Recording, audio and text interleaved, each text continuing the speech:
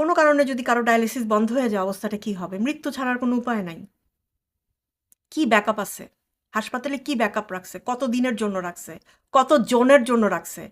প্রচুর পেশেন্ট, প্রচুর হাসপাতাল।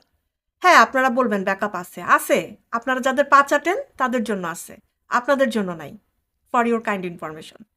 আপনারা যারা ছ্যাঁচড়া, অন্ধ, দলকানা, কুত্তার মতো পা চাটেন নেতার, ওই নেতাদের ব্যাকআপ আছে। তারা বিদেশ চলে যাবে আপনার টাকায়। হ্যাঁ, আপনি টাকা দিচ্ছেন না? আপনার টাকায় বিদেশ যায় তার বাচ্চা-কাচ্চা আর তার নিজের চিকিৎসা করাবে। আপনার লাথি মেরা ফালায় যাবে ড্রেনে, তাও গুয়ের ড্রেনে। তারপরেও আপনারা পা চাটবেন। আর আপনারা পা চাটেন বলেই তো তারা সুযোগ পায় আমাদের দেশের এইভাবে শোষণ করার। এখন আপনারা আমাকে বলেন, যারা আপনাদের মাথায় মানে যারা আপনারা প্রকৃত মানুষ বা মনুষ্যত্ব আছে, এটুক বলেন যে আমি যে চাই যে বাংলাদেশের অন্তত চিকিৎসা ব্যবস্থায়, শিক্ষা ব্যবস্থায় ২ টা জিনিস ভালো হোক। এই কথাটা বললে কেন আমাকে জামাতি ট্যাগ দেন? এখানে জামাতের কাজ কোথায় আছে? আমি দেশের ভালো চাইতেছি। কেন আমাকে জামাতি ট্যাগ দেন? আপনাদের মাথায় কি, আসলেই কি? আপনারা এত নির্বোধ। আপনারা বুঝেন না যে আমি যে কথাগুলো বলতেছি এটাতে আদতে আপনাদের উপকার হবে? আমার তো কিচ্ছু না। আমি তো বাংলাদেশে নাই।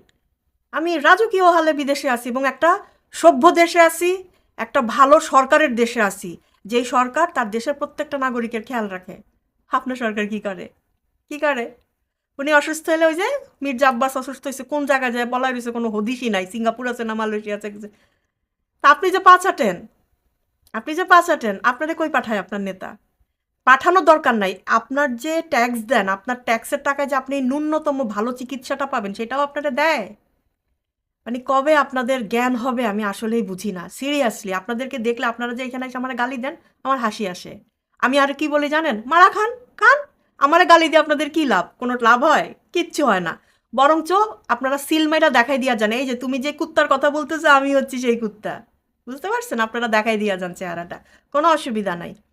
আপনারা আপনাদের মতো পা চাটতে থাকেন, পিছন মারা খাইতে থাকেন, এটা আপনাদের ব্যাপার। আমার শুধু খারাপ লাগে যারা ভালো মানুষ, আপনাদের কথা আমি চিন্তা করি না, আপনারা ড্রেনে যায় পচা মরেন।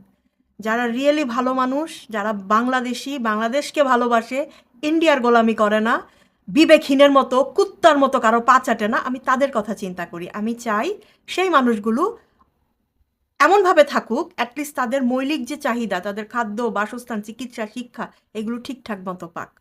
শুধু এই জন্যই আমার আজকে এতগুলো কথা বলা। যাই হোক, শুধু এই কারণেই আপনাদের সাথে এই কথাগুলো শেয়ার করা। আমার আসলে ওই দিন খুব বাংলাদেশের কথা মনে হচ্ছিল যে কি অবস্থা হবে বাংলাদেশে যদি এরকম একটা সিচুয়েশন আসে। এই যে বিদ্যুৎ চলে যাচ্ছে, কারেন্ট নাই, মেশিন বন্ধ, এটা নাই, ওইটা নাই, হাল্লা মানে আমি আসলে এটা আর বেশি ভাবতে পারি না। আল্লাহ আপনাদের হেদায়েত দান করুক।